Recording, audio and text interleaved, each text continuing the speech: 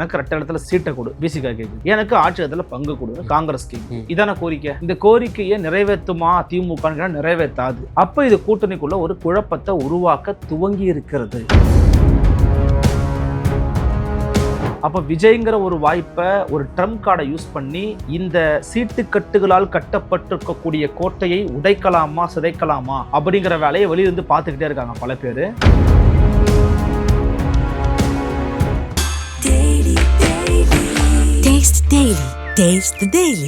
காங்கிரஸ் விசிகாவும் எப்படிப்பட்ட கட்சிகளும் நம்ம பார்க்கணும். ரெண்டு பேருமே திமுகவோட தூண்கள். இன்னைக்கு நிறைய பேர் காங்கிரஸ் அண்டர் எஸ்டிமேட் பண்ணுவாங்க. காங்கிரஸ் தானங்க அப்படின்னு நினைப்பாங்க. இன்னைக்கும் ரூட் லெவல்ல கிரவுண்ட் லெவல்ல கை சின்னத்துக்கு ஓட்டு இருக்கு.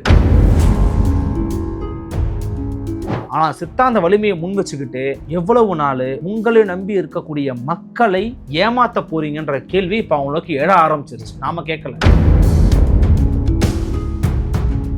அனைத்து சாதியினரும் அர்ச்சகராகலாம்ன்ற திட்டத்தின் கீழ் நான் இன்னைக்கு 1000 பேரை சேர்த்தன்னுவாரு. சேரு பாபு சொல்லுவாரா? கண்டிப்பா இல்ல. ஐயோ அபிஷ்டு அப்படின்னுவாரு. நீட்டுக்கான உள்ஒதுக்கீடை கொண்டு வந்தது எடப்பாடி கே பழனிசாமி 7.5%. அதை உயர்த்துறன்னு கொடுத்த வாக்குறுதியை நிறைவேற்றல. ஏன் நிறைவேற்றல நான் சொல்லவா?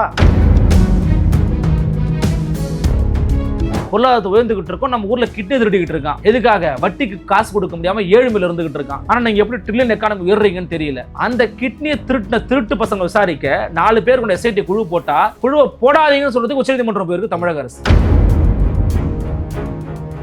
இன்னொன்னு சொல்றேன், திருமாவளவனால் கூட்டணிகளை உருவாக்கவும் முடியும், கூட்டணிகளை சிதைக்கவும் முடியும். அவர் ஒரு பழந்துன்னு கொட்ட போட்ட அரசியல்வாதி, சாதாரணமான ஆள் கிடையாது திருமாவளவன். ரெஃப்ளெக்ட் நேயர்களுக்கு வணக்கம். இன்று நாம் சந்திக்க இருக்கக்கூடிய சிறப்பு விருந்தினர் பத்திரிகையாளர் அருள்மொழிவர்மன் அவர்களை சந்திக்க இருக்கிறோம். சார் வணக்கம். சார் வணக்கம் சார். ஆட்சியிலும் பங்கு அதிகாரத்திலும் பங்கு முதல் முறையா விசிகா இந்த கோரிக்கையை வச்சுது. அடுத்து காங்கிரஸ் இப்போ சிபிஎம்மும் தொடர்ச்சியா வச்சுட்டு வருது. இது திமுக கூட்டணிக்கு ஏற்புடையதா சார்? ஆட்சியிலும் பங்கு அதிகாரத்திலும் பங்கு அப்படிங்கிற முழக்கம் நியாயமான முழக்கம். அந்த முழக்கத்துல பிழை எதுவும் கிடையாது. எனக்கு தெரிஞ்ச தகவல் என்ன அப்படின்னா, மேபி நீங்க சொல்றீங்க சிபிஎம் கேட்க மாட்டாங்க. அவங்க சிபிஎம்க்கு இந்த ஆட்சி இடத்துல பங்குதல உடன்பாடு கிடையாது. நான் அவங்கள கவனிச்ச வரைக்கும் கேட்கறது காங்கிரஸ் விசிகா தான்.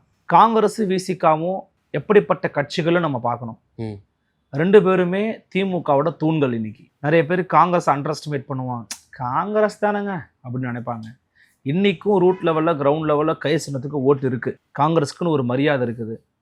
அப்போ காங்கிரஸினுடைய முன்னாள் தலைவர் திரு KS அழகிரி சொல்றாரு, சாரெல்லாம் எடுத்துக்கிட்டு சக்கையா எங்களை கொடுக்குறாங்க, சக்கையை கொடுக்குறாங்க. இது கூட ஒரு வாய்ப்பு கிடைச்சது. அப்போ கூட கருணாநிதி அவர்கள் தன்னுடைய திறமையால அவங்களுக்கு எந்த விதமான பதவிகளையோ அதிகாரத்தையோ வழங்காம, அம்மையா ஜெயலலிதா சொல்லுவாங்க பாத்தீங்களா, மைனாரிட்டி கவர்மெண்ட்னு, அந்த கவர்மெண்ட் ரன் பண்ணி முடிச்சிட்டாரு. அது அவருடைய திறமை. அன்னைக்கெல்லாம் இந்த ஆட்சி அதுல பங்குங்கிற கோரிக்கை பெருசா இல்ல.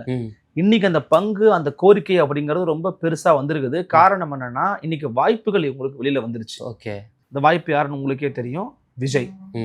அப்ப விஜய்ங்கிற ஒரு வாய்ப்பை ஒரு ட்ரம்ப் கார்டை யூஸ் பண்ணி இந்த சீட்டு கட்டுகளால் கட்டப்பட்டிருக்கக்கூடிய கோட்டையை உடைக்கலாமா சிதைக்கலாமா அப்படிங்கிற வேலையை வெளியிருந்து பார்த்துக்கிட்டே இருக்காங்க பல பேர். அதற்கான ஒரு வாய்ப்பை உருவாக்கி அல்லது துவக்கி வைத்திருக்கிறது காங்கிரஸ் கட்சின்னு சொல்லலாம். ஏற்கனவே இருக்கிறது தான், நிருபூத்த நெருப்பா இருக்கு, இன்னைக்கு பூக்க ஆரம்பிச்சிருக்குன்னு சொல்லலாம். இப்போ KS அழகருடைய கருத்து விசிகாவின் வன்னியரசு அவர்கள் ஆதரிச்சு தான் பேசியிருக்காங்க. சரியான ஒன்று தானே, ஆரோக்கியமான ஒன்று தானேங்கிறாங்க. இப்ப என்ன விஷயம்னா, திமுக அதை ஏத்துக்குமானா ஏத்துக்காது, நிராகரிக்கும், பிடிக்காது. அவங்களுக்கு பிடிக்காது, ஏத்துக்க மாட்டாங்கன்னு தெரிஞ்சது ஆரோக்கியமானது தானே அப்படின்னு சொல்றாங்கன்னா, they are demanding DMK to give more seats. எனக்கு ரெட்ட இடத்துல சீட்டை கொடு பிசிகா கேக்குது, எனக்கு ஆட்சி இடத்துல பங்கு கொடு காங்கிரஸ் கேக்குது. இதான கோரிக்கை. இந்த கோரிக்கையை நிறைவேற்றுமா திமுக? நிறைவேற்றாது. அப்ப இது கூட்டணிக்குள்ள ஒரு குழப்பத்தை உருவாக்க துவங்கி இருக்கிறது. நான் உடஞ்சிருச்சு சுக்குநூறா போச்சுன்னு தான் சொல்லல. இது கூட்டணிக்குள்ள ஒரு சிக்கலை உருவாக்க துவங்கி இருக்குது. இந்த கூட்டணியில மற்றவர்கள் பேசியிருந்தாங்கன்னா, இப்போ தமிழக வாழ்வுரிமை கட்சி கேக்குதுன்னா இக்னோர் பண்ணிட்டு போயிட்டே இருக்கலாம். கேட்கறது காங்கிரஸ் கட்சியும் விசிகா. அதுவும் ரெண்டுமே பெரிய கட்சி. விசிகா மிகப்பெரிய கட்சி. ரெண்டு பேரும் ஒப்பிடும்போது 4 ஓட்டுல ஒரு ஓட்டு எங்களுது, 100 ஓட்டு 25 ஓட்டு உங்களுது. குறிப்பாக ஒவ்வொரு தொகுதியிலையும் 10,000 ஓட்டு வச்சிருக்காங்க விசிகா. டாக்டர் திருமாவளவன் தான் ஆன்டி பிஜேபிக்கான ஃபேஸ். இந்தியா பிளாக்கை இணைக்கக்கூடிய, இந்த கூட்டணி இணைக்கக்கூடிய மைய புள்ளியே விசிகா தான். அதனாலதான் விசிகாவை கொக்கி போட்டு எல்லாரும் இழுக்க பாக்குறான். அவங்கள இழுக்க முடியல, அவங்கள உடைக்க முடியல. அதற்கு காரணம் சித்தாந்த வலிமை. ஆனா சித்தாந்த வலிமையை முன் வச்சுக்கிட்டு எவ்வளவு நாள் உங்களை நம்பி இருக்கக்கூடிய மக்களை ஏமாத்த போறீங்கன்ற கேள்வி இப்ப அவங்களுக்கு எழ ஆரம்பிச்சிருச்சு. நாம கேட்கல, எழ ஆரம்பிச்சு. ஏன் எழுகிறது? தூய்மை பணியாளர் பிரச்சனை. அண்ணன் திரும்ப நேராக வந்தாங்க, பேசினாங்க, தீர்வு கிடைச்சதா? இல்லை. ஆணவ படுகொலை பிரச்சனை. கவின் வீட்டில் இருக்கிறவங்க அப்பாவே சொன்னார் என் தலைவர் வருவாருன்னு. போனார், நின்னார், பேசினார். சிறப்பு சட்டம் வந்துச்சா? இல்லை. இந்த மாதிரி பலவிதமான பிரச்சனைகளுக்கு தொழிலாளர்கள் போராட்ட பிரச்சனையாக இருக்கட்டும், ஆசிரியர்கள் போராட்டமாக இருக்கட்டும், செவிலியர்கள் போராட்டமாக இருக்கட்டும், பல பேருடைய கோரிக்கை முழக்கங்களுக்கு செவிமடுக்கக்கூடிய கட்சிகளாக இருந்தாலுமே கூட சொல்யூஷன் வராத போது கிரவுண்ட் லெவல்ல இருக்கிற ஓட்டர்ஸ் இவங்களுக்கு ஓட்டு போட மாட்டாங்க. ஓட் கன்வர்ஷன் நடக்காது. ஓகே, ஓட் கன்வர்ஷன் நடக்காத போது அவங்களை எப்படி காம்ப்ரமைஸ் பண்ணுவீங்க? நான் கூடுதல் சீட்டு வாங்கி தரேன், நான் ஆச்சரியத்தில் உட்கார்றேன், அமைதியா எரியா. டாக்டர் திருமாவளவன் இந்து சமய அறநிலையத்துறை அமைச்சர் எப்படி இருக்கு? கோயில் கோயிலா போவார் அண்ணன் திருமா. ஓகே, அனைத்து சாதியினரும் அர்ச்சகராகலாம்ன்ற திட்டத்தின் கீழே நான் இன்னைக்கு 1000 பேரை சேர்த்தன்னுவாரு. சேர் பாபு சொல்லுவாரா? கண்டிப்பா இல்ல. ஐயோ ஐயோ அபிஷ்டு அபிஷ்டு அப்படின்னுவாரு. தூய்மை பணியாளர்கள் விவகாரம் குறித்து கேள்வி எழுப்பும் போதே உள்தான் அவருடைய பதிலே உள்தான். அதெல்லாம் பதில் அப்படி இருந்தா கூட பரவாயில்ல. அவர் ஆணவத்தின் அதிகாரத்தின் உச்சாணி கொம்புல நடனமாடிக்கிட்டு இருக்கிறாரு. காது கேட்கலன்றாரு. ஒரு பத்திரிகையாளர் ஒரு கேள்வி கேட்கறாங்க, காது கேட்கல. பெரியாரோட பாணியில சொல்லணும் அப்படின்னா நான் சொல்லல, பெரியார் சொல்லுவாரு, ஓட்டு பொறுக்கிகள்னு சொல்லுவார். ஓட்டு பொறுக்கிகள் மக்கள்கிட்ட வரும்போது ஓட்டு பொறுக்குவதற்காக பல பொய்யான வாக்குறுதிகளை கொடுப்பாங்க. அப்படி பொய்யான வாக்குறுதிகளை ஓட்டு பொறுக்கிகள் சிலர் கொடுக்கும்போது காது கேட்கல, போயிட்டு வா அப்படின்னு மக்கள் சொல்லக்கூடிய காலம் வெகு தூரம் இல்லை. அது ஒரு பக்கம் இருக்கட்டும். அப்போ இந்த மாதிரி ஆட்சி அதிகாரத்துல பங்கு கொடுக்கணும் அப்படிங்கிற கோரிக்கை நியாயமான ஒரு கோரிக்கை. இவங்களுக்குலாம் ஒரு அதிகாரம் கிடைக்கும், அந்த அதிகாரத்தின் மூலமாக அதிகார பரவல் நடக்கும்.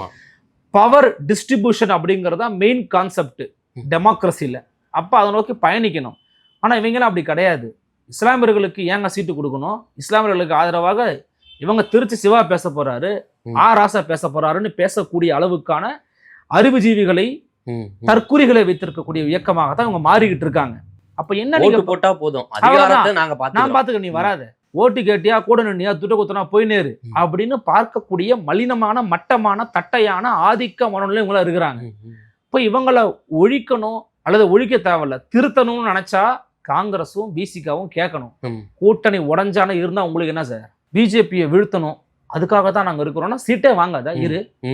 உனக்கு எதுக்கு சீட்டு? நீ பிஜேபி ஒழிக்கணும் தானே இருக்கிற. கூட பிஜேபியை வீழ்த்தணுங்க, நாங்க நிபந்தனையற்ற ஆதரவு கொடுக்குறோம், ஒத்த சீட்டு கூட வேணாங்க. நில்லுங்க, யாரு உங்களை மகிழ்ச்சியா ஆகா அப்படின்னு கிளாப் பண்ணி பாராட்ட போறோம், நிப்பீங்களா நீங்க? அப்போ உங்களுடைய தொண்டர்களுக்கு, உங்களுடைய சார்ந்து இருக்கிற மக்களுக்கு நீங்க ஏதாவது பண்ணணும்ல, செய்யணும்ல. 4 ஆண்டுல செஞ்சீங்களா? கொடுத்தீங்களா? ஏன் கொடுக்கல? ஏன் மறுக்கிறீங்க? அப்ப அதையும் உங்களால வாங்கி கொடுக்க முடியல, மக்கள் பிரச்சனைக்கும் தீர்வு கொடுக்க முடியல அப்படின்னா இவங்களுக்கு இப்ப வேற வழி இல்லை. அப்ப எங்கிட்டயாவது கொடுத்து தொலை, ஆட்சி அதிகாரத்துல நாங்களாவது எங்க மக்களுக்கு செஞ்சுக்கிறோம்னு அவங்க கேட்கறாங்க. இது நியாயமான கோரிக்கை. கூட்டணி உடஞ்சா உடையட்டும் சார். சரி, இது ஒரு புறம் இருக்க, அதிமுகவிலையும் சரி அந்த கூட்டணியில் பங்கு அப்படின்ற ஒரு மர்மமான ஒரு விவாதம் உள்ள போயின்னு இருக்கிற போலதான் தோன்றுது. தமிழ்நாட்டுல ஏன் இந்த கூட்டணியில் பங்கு, ஆட்சியிலும் பங்கு, இந்த ஏன் இப்படி இருக்கு? தமிழ்நாட்டில் மலர வாய்ப்பு இல்லைங்களா? அது நீங்க கேட்கறது ஒரு பொதுவான ஒரு லார்ஜர் பெர்ஸ்பெக்டிவ்ல இருக்கிற ஒரு கேள்வி. நான் எனக்கு தெரிஞ்ச பதில சொல்றேன்.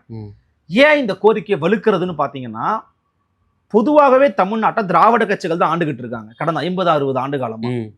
இந்த 50-60 ஆண்டு காலமா இவங்க எதை சொல்லி ஆண்டாங்கன்னு பார்த்தீங்கன்னா, 2 பேரையும் காமனா வச்சு நம்ம பேசுவோம். பார்ப்பனியத்தை ஒழிக்கணுங்கிறதுக்காக தான் ஆரம்பிச்சாங்க. ஆமா, பார்ப்பனியத்தை ஒழிக்கணும் ஆரம்பிச்சாலுமே கூட அதிகாரம் அப்படிங்கிறது இடைநிலை சாதிகளோடு நின்று போச்சு. அவங்களுக்கு கீழே அதிகார பரவல் நடக்கல. அப்படியே நடந்தாலும் அது ஒரு சில தனிநபர்களுடைய வளர்ச்சியாக மட்டும்தான் இருக்குது. அப்ப அதிகார பரவல் நடக்கணும், அதிகாரத்தை நோக்கி எல்லாருமே பயணப்படணும் அப்படின்னா இங்க மற்ற சாதிகளுக்கும் அதிகாரம் போய் சேரணும். மற்ற சாதிகளுக்கு அதிகாரம் போய் சேர்றத திராவிட கட்சிகளே பெருசா விரும்ப மாட்டேங்கிறாங்க. அவங்களுக்கே அது பிடிக்காம இருக்கிற மாதிரி ஒரு உணர்வு நமக்கு வெளிப்படுகிறது. சொன்னா என்ன சொல்லிட்டாங்க? ஊப்பியில இருக்கிற மாதிரி இங்க என்ன புல்டோசர் ஆட்சியா நடக்குது, ஊப்பியில இருக்கிற மாதிரி உங்களை அடிச்சா இது எப்படி இருக்குன்னா, பக்கத்து வீட்டுல அவன் பொண்டாட்டியை 10 தடவை அடிக்கிறான் ஒரு நாளைக்கு, நான் உன்னை 2 தடவை தானே அடிச்சேன். ஏண்டா அடிக்கிறதே தப்புடா, அயோக்கிய பயல்களை அடிக்கிறதே முதல்ல தப்பு. அதனால நீ கம்பேர் பண்ணிக்கிட்டு இருக்க. ம். அப்ப அந்த மாதிரிதான் இருக்குது இவங்க கதை. ம். அப்ப 50-60 ஆண்டு காலமா ஆட்சி பண்ணிக்கிட்டு ம். ஒரு கட்சி 2 கட்சி மட்டுமே வளர்றது அப்படிங்கிறது ஜனநாயகத்துக்கு பேராபத்து. ம். மல்டிபிளான கட்சிகள் வளரணும். அதனாலதான் நம்ம இன்னும் கேட்கிறோம், விகிதாச்சார பிரதிநிதித்துவம் வேணும், ப்ரொபோசல் ரெப்ரசன்டேஷன் வேணும், கட்சிகளுக்கு வேணும். குடு, அவன் பண்ணட்டும், செய்யணும், என்ன பண்றான்னு பாப்போம். மல்டிபிள் திங்க் டேங்க்ஸ் இருக்கணுங்க இங்க. இந்த விஷயத்துல மட்டும் 2 திராவிட கட்சிகளும் அப்படியே ஒரே நேர்கோட்டுல போறாங்களே. இல்ல, அது வந்து அவங்க அதிகாரத்தை விட்டு கொடுக்க விரும்ப மாட்டாங்க. அது எடப்பாடி பழனிசாமியா இருந்தாலும் சரி, மு.க. ஸ்டாலினாக இருந்தாலும் சரி, அதை விட்டு கொடுக்கவே மாட்டாங்க. அவங்க அதுலதான் பயணிப்பாங்க. இன்னொன்னு, அப்படி விட்டு கொடுத்துட்டாங்க அப்படின்னா அவங்களுடைய கட்சி கலகலத்து போயிடும் அவங்க நினைக்கிறாங்க. அதுக்கு நான் அவங்க கூடவே போயிருவேன், இதுக்கு இவங்க கூட போயிடும்னு நினைக்கிறாங்க. பட் அப்படி இருக்கக்கூடாது. அதை வந்து ஜனநாயகப்படுத்த வேண்டிய தேவை ஐயா எடப்பாடி பழனிசாமிக்கு இருக்குது, ஐயா மு.க. ஸ்டாலினுக்கு இருக்குது. அது 2 பேரும் பண்ணணும்னு நான் விரும்பி கேட்டுக்கிறேன். இது கூட்டணிக்குள்ள சலசலப்பை ஏற்படுத்துமான்னு கேட்டீங்கன்னா ஏற்படுத்த துவங்கி இருக்கிறது. ஏன்னா காங்கிரஸ் மட்டும் சொன்னா பரவாயில்ல சார், அதை விசிகா ஆமோதிக்கிறது, வழிமொழிகிறது. செல்வ பிறந்தகை பேசல, கவனிங்க, கே.எஸ். அழகிரி முன்னாள் தலைவர் செல்வ பிறந்தகை இன்னைக்கு தளபதியா இருக்கிறாரு. அதாவது மு.க. ஸ்டாலின் தளபதியா இருக்கிறாரு இன்னைக்கு, அது வேற. அப்ப அழகிரி வச்சு பேச வராங்க, வன்னி அரசு ஆதரிக்கிறார். இட்ஸ் a planned discussion மாதிரி எனக்கு தோணுது. அடிப்போம் தலைவரை, வாங்குவோம் அடிச்சு. இது திமுக எந்த மாதிரி சவாலை ஏற்படுத்தும்? திமுக பெரிய சவால் இது. திமுக முன்னாள் இருக்கக்கூடிய மிகப்பெரிய சவால். அவங்களுக்கு தேமுதிக வந்தா கழட்டி விட்டான்னு பாக்குறாங்க. தேமுதிகவில் இவங்களை மாதிரி வேலை பார்க்க முடியாது, பேச முடியாது, கிரவுண்ட் ஒர்க் செய்ய முடியாது, ஐடியாலஜிக்கல் கிடையாது. அவங்கள வச்சா நீங்க ஒன்றும் பண்ண முடியாது. ஒருவேளை இவங்க ஒஸ்கே சினாரி என்ன பண்ணுவாங்க, நான் பாமக கூட்டுக்கிறேன்னு. அப்படி கூப்பிட்டா அப்பெல்லாம் அதெல்லாம் விட்டுருங்க. இந்த 2 பேர்ல ஒருத்தர் வெளியே போனாலும் இந்த கூட்டணி தோல்வி அடையும். கூட்டணி படுதோல்வி அடையும். ஒருத்தர் வெளியில போனாலும் விசிகாவோ அல்லது காங்கிரஸோ, யார் மதிமுக விட்டுருங்க, எக்ஸப்ஷன். அவங்க 0.0ல இருக்கிறாங்க. அவங்க இருக்கிறது ஒண்ணுதான், இல்லாம இருக்கிறது ஒண்ணுதான். இவங்க 2 பேர் யாராவது ஒருத்தர் போனா கூட இந்த கூட்டணி படுதோல்வியை சந்தித்தே ஆகும். ஏன் சந்திக்கும்னா, இவங்க இருக்கிறதுனாலதான் இந்த சீட்டு கட்டி இப்படி நிக்குது. இவங்க இருக்கிறதா சீட்டு கட்டி நிக்குது. இவங்களை எடுத்துட்டீங்கன்னா சீட்டு கட்டி விழுந்துடும். ஒன்னு விசிகா, ஒன்னு காங்கிரஸ். காங்கிரஸோட லெஸ் ப்ரையாரிட்டி, விசிகா பெரிய ப்ரையாரிட்டி. அப்ப அவர்கள் கேட்பது எப்போல 15 சீட்டு 20 சீட்டு கொடுத்துதான் நீங்க ஆகணும். காங்கிரஸ் கேட்கக்கூடிய கோரிக்கை நியாயமானதுதான். இது கூட்டணிக்குள்ள ஒரு சலசலப்பை அல்லது விவாதத்தை உருவாக்கி இருக்கிறது. அது ஆரோக்கியமா போச்சுன்னா நல்லதுதான், என்னைக்கு நல்லதுதான் சொல்லுவேன். ஆனா திமுகவுக்கு அந்த பக்குவம், அரவணைக்கும் பக்குவம் இருக்கான்னு தெரியல.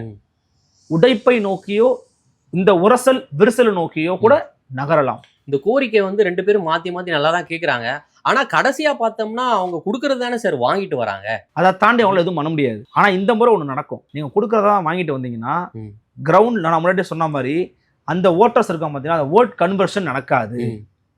அது ஏற்கனவே நடக்காது. என்ன காரணம்? 1008 பிரச்சனை சந்திச்சுக்கிட்டு இருக்கான். மின்கட்டண பட்ஜெட்டை பத்தி யார் சார் பேசுறீங்க? உண்மை உங்க மனசாட்சியோட சொல்லுங்க. உங்க வீட்டு பக்கத்துலயோ நீங்களோ 2 வருஷத்துக்கு முன்னாடி கட்டின பில்லை அன்னைக்கு கட்டிக்கிட்டு இருக்கீங்க? கண்டிப்பா கூட தான் கட்டிக்கிட்டு இருக்கோம். பெட்ரோல் டீசல் விலை குறைஞ்சிருக்குதா அதிகமா இருக்குதா? அதை குறைக்கிறேன்னு ஏன் வாக்குறுதி அப்ப கொடுத்தீங்க? எல்லாத்தையும் விடுங்க சார், உங்களுக்கு தான் நீட்டு தானே, நீங்க நீட்டு ரகசியம் வச்சிருந்தீங்கன்னு சொன்னீங்க. அப்பட்டமான பச்சையான அண்டப்புழுகு ஆகாச புழுக பேசுனீங்க, ரைட்டு. அது பொய், நம்மளை போன்ற ஆட்களுக்கு தெரியும், மக்களுக்கு தெரியாது, பாவம் ஏமாந்து ஓட்டு போட்டான். சரி, நீட்டை தான் அவங்களால ஒழிக்க முடியாது, அதுக்கு வக்கு இல்ல, திராணி இல்லைன்னு தெரியும். நீட்டுக்கான உள்ஒதுக்கீட்டை கொண்டு வந்தது எடப்பாடி கே. பழனிசாமி, 7.5%. அதை உயர்த்துறன்னு கொடுத்த வாக்குறுதியை நிறைவேற்றல. ஏன் நிறைவேற்றல நான் சொல்லவா? உங்க கூட இருக்கக்கூடிய பண முதலைகள் எல்லாம் தான் பல மெடிக்கல் காலேஜ் நடத்திக்கிட்டு இருக்காங்க. அந்த மெடிக்கல் காலேஜுக்கு தமிழ் வழி அரசு பள்ளி வழி மாணவர்கள் போனாங்கன்னா அவங்களால துட்டு பார்க்க முடியாது, கமிஷன் பார்க்க முடியாது, எக்ஸ்ட்ரா காசு கிடைக்காது. அப்ப அதன் காரணமா அந்த நபர்களுக்கு நல்ல பணிவிடை செய்யணுங்கிறதுக்காக தான் நீங்க உள்ஒதுக்கீடு கொடுக்கலாம்னு நான் சொல்றேன். நீங்க பதில் சொல்லுங்க. நீட்டுக்கான உள்ஒதுக்கீடு கொடுக்குறது உங்களுக்கு என்ன பிரச்சனை? ஏன் உயர்த்தி கொடுக்கல? 7.5% 12% கொடு. எங்க மாணவர்களா உள்ள போயிட்டு போறான் இடஒதுக்கீட்டுல. இப்போ என்னன்னா மனசு இல்லை, இன்னொன்று திட்டமிட்ட அபகரிப்பு. இதெல்லாம் ஒரு விஷயத்த சொன்னா செய்யணும், இல்லையா சொல்லவே கூடாது. செய்யாததையும் செய்வோம். நீங்க சொன்னதையே செய்யல முதல்ல, அப்புறமா சொல்லாததெல்லாம் செய்யுங்க. அன்பு கரங்கள் உங்களுடன் ஸ்டாலின், நலம் காக்கும் ஸ்டாலின், சிறுநீரகத்தை காப்போம், உடம்பை காப்போம், கண்ணை காப்போம், எல்லா திட்டமும் கொடுக்குறீங்க, வழிகாட்டுற மதக விட்டுறீங்க. சரி, இந்த புதிய திட்டங்களுக்கெல்லாம் உங்களுக்கு எங்கிருந்து சார் காசு வருது? கஜானா காலி, மத்திய அரசு காசு கொடுக்கல எல்லாம் சொல்றீங்க. புதிய திட்டங்களுக்கு எப்படி காசு வருதுன்னு தெரியல. ஆனா ஏற்கனவே தொகுப்பூதிய செவிலியர்களுக்கு கொடுக்க வேண்டிய காசை ஏன் கொடுக்கலன்னு உச்சநீதிமன்றம் கேவலமா திட்டாத ஒரே கேட்கறான். உயர்நீதிமன்றத்துக்கு போனாங்க சார். உயர்நீதிமன்றம் ஒரு தனிவா ஒரு ஆய்வுக்குழு உருவாக்கி, இப்போ நீங்க பெர்மனன்ட் நர்ஸு, இப்போ இவர் வந்து டெம்பரரி நர்ஸ்ன்னு வச்சுக்கோங்களேன். நீங்க 2 பேரும் எக்ஸாம் எழுதி தான் வந்தீங்க. நீங்க என்ன வேலை செய்யணும் அதை தான் அவரும் செய்யறாரு. ஆனா உங்களுக்கு 68,000 ரூபாய் சம்பளம், அவருக்கு 18,000 ரூபாய் சம்பளம். 10 வருஷமா வாங்கிட்டு இருக்காரு. அதிகமா சிவிலர்கள் பெண்கள் தான் இருப்பாங்க. அவங்களுக்கு குடும்பம் இல்லையா, குழந்தை இல்லையா, வருமானத்தை மக்க வேணாவா, வாழ்க்கையை ஓட்ட வேணாவா, விலைவாசி ஏறிக்கிட்டு இருக்கு, எப்படி சமாளிப்பாங்க அவங்க? அப்போ அவங்க கேட்குறாங்க. அதை உயர்நீதிமன்றம் பார்த்துட்டு ஒரு ஆய்வுக்குழுவை போட்டு ஒழுங்காக காசை கொடுங்கயா, ஏமாத்தாதீங்கன்னு சொன்னா மேல்முறையீட்டுக்கு போயிருக்கு சார். சுப்ரீம் கோர்ட்டுக்கு மேல்முறையீட்டுக்கு போயிருக்காங்க. அவங்க பார்த்துட்டு ஏன்பா இதை தெளிவாக கொடுத்துருக்கேப்பா, ஹைகோர்ட்டு போய் கொடுப்பா, சுரண்டாதப்பா மக்கள்னு சுரண்டாதன்னு கேட்குறான். நர்ஸுகளை சுரண்டாதன்னு கேட்குறான். அவங்கள பார்த்து நீங்க தான் சமூக நீதி திராவிட மாடல் அரசான்னு கேட்குறான். எங்க வச்சுக்க போறீங்க மூஞ்ச?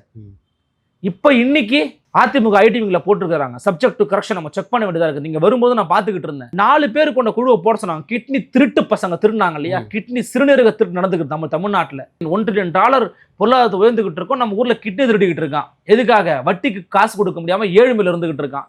ஆனா நீங்க எப்படி ட்ரில்லியன் எக்கானமி உயர்றீங்கன்னு தெரியல. அந்த கிட்னியை திருட்டு பசங்க விசாரிக்க 4 பேர் கொண்ட எஸ்ஐடி குழு போட்டா, குழுவை போடாதீங்கன்னு சொல்றதுக்கு உச்சநீதிமன்றம் போயிருக்கு தமிழக அரசு. யாருக்கு ஆதரவா போறீங்க? அப்ப கிட்னியை திருடி வித்த திருட்டு பயலுக எந்தெந்த கார்லயோ போறேன், ஆடி கார்ல போறேன், ரோல்ஸ் ராய்ஸ் கார்ல போறேன்னு பேசுறதா கேள்விப்படுறோம். அந்த திருடர்களை பிடிப்பதற்கு தனிப்படை அமைத்து தனிக்குழு அமைத்து விசாரிக்கணும்னு சொன்ன அந்த தீர்ப்பை எதிர்த்து உச்சநீதிமன்றம் போறீங்களே மேல்முறையீட்டுக்கு, நீங்க யாரோட கைக்கூலி, யாரோட ஆள்? நீங்க முதலாளிகளுக்கான கார்பரேட்டுகளுக்கான முதலாளிகளுக்கான போலி திராவிடம் பேசி திரியக்கூடிய கட்சியாக ஆட்சியாக மாறி போயிருக்கிறீங்களே. இதெல்லாம் நியாயமா? இதெல்லாம் யாரு கேட்கறது? சரி, இப்போ அதே போல விஜய் போற இடத்துல அவருக்கு நல்ல ஒரு மாஸ் கிரௌடு வர்றதை பாக்குறோம். அவர் ஒரு முதல் பேச்சிலே பாத்தீங்கன்னா ஆட்சியிலும் பங்கு அதிகாரத்திலும் பங்கு போன்ற ஒரு தூண்டில போட ஆரம்பிச்சிட்டாரு. அந்த தூண்டில காங்கிரஸும் விசிகாவும் சிக்க வாய்ப்பு இருக்குங்களா? காங்கிரஸும் விசிகாவும் சிக்குச்சு வெளியே போச்சுன்னா திமுக அவுட்டு, அதிமுக பாஜக எட்ஜுக்கு போயிடும். வின் பண்ணவே வாய்ப்பு இருக்கு. அவர் கூட்டணி எதிர்க்கட்சியோட அமைய வாய்ப்பு இருக்கு. அந்த கூட்டணி விசிகாவோ காங்கிரஸோ வெளியில கொஞ்சம் சலசலப்பு ஏற்பட்டு வெளியில வந்தாலும் கூட காங்கிரஸுக்கு விசிகாவுக்கு இழப்பே இல்லை சார். நான் சொல்றேன், வெளில வந்தா அவங்களுக்கு இழப்பே கிடையாது. சந்தோஷமா அவங்க போலாம். என்ன ஒண்ணுன்னா மேல 2 பேரும் ஜெல் ஆயிட்டாங்க. எம்கேஎஸ் ராகுல் ஜெல்லா இருக்கிறாங்க, ஃப்ரெண்ட்ஸ் அண்ட் பிரதர்ஸா இருக்கிறாங்க. அந்த ஜெல் இருக்கிறதுனால கிரவுண்ட்ல எவ்வளவு அடிபட்டு மிதிப்பட்டு செத்தாலும் நொந்தாலும் சாகனாலும் ராகுல் காந்தி சொல்றாங்க அவங்க ரொம்ப அமைதியா இருக்கிறாங்க. But one point of time அவங்களே கொண்டு போய் சொல்லி, என்ன பாருங்க இது ரொம்ப மோசமா போய்கிட்டு இருக்கு ஆட்சி, எங்களுக்கு எந்த நல்லதும் நடக்கிறது கிடையாது, நம்ம கட்சியும் அதில் பாதாளத்தில் போய்கிட்டு இருக்கு, வேற வழி இல்லை, இந்தியா பிளாக்ல டிவிக்கே சேர்த்துக்க சொன்னா என்ன பண்ணுவீங்க? இதே ஸ்டாலினும் ராகுல் காந்தி இருந்தால் சூப்பரா இருக்கு. ஸ்டாலினும் விஜய் இருந்தா என்ன பண்ணுவீங்க? நான் ஒன்றும் டிவிக்கு அவ்வளோ தூரம் போயிடும் நான் சொல்லலை. இருந்தா என்ன பண்ணுவீங்க? திமுக கோட்டையே காலி சார். அதை தூரத்து கொண்டு போய் வர முடியும் அவங்களால. இன்னொன்னு சொல்றேன், திருமாவளவனால் கூட்டணிகளை உருவாக்கவும் முடியும், கூட்டணிகளை சிதைக்கவும் முடியும். அவர் ஒரு பழந்துன்னு கொட்டை போட்ட அரசியல்வாதி, சாதாரணமான ஆள் கிடையாது திருமாவளவன். நிறைய பேர் நினைச்சுக்கிட்டு இருக்கீங்க அவருக்கு எதுவும் தெரியாது, 2-3 சீட்டுக்காக அமைதியா இருக்கிறாருன்னு. என்னென்ன வேலை எப்பப்போ எப்படி பார்க்கணும்னு திருமாவளவனுக்கு தெரியும். சில பல நெருக்கடிகளால அமைதியா இருக்கிறாரு. அவர் வெகுண்டு எழுந்தாலோ அல்லது காங்கிரஸ் கட்சி சலசலப்பு ஏற்பட்டாலோ இந்த கூட்டணி கலகலத்து போய் சின்ன பின்னமாயிரும். அதை எப்படி டேக்கிள் பண்ண போறாங்கன்னு தெரியல, பார்ப்போம். மிக்க நன்றி சார். நன்றி சார். Taste the Daily.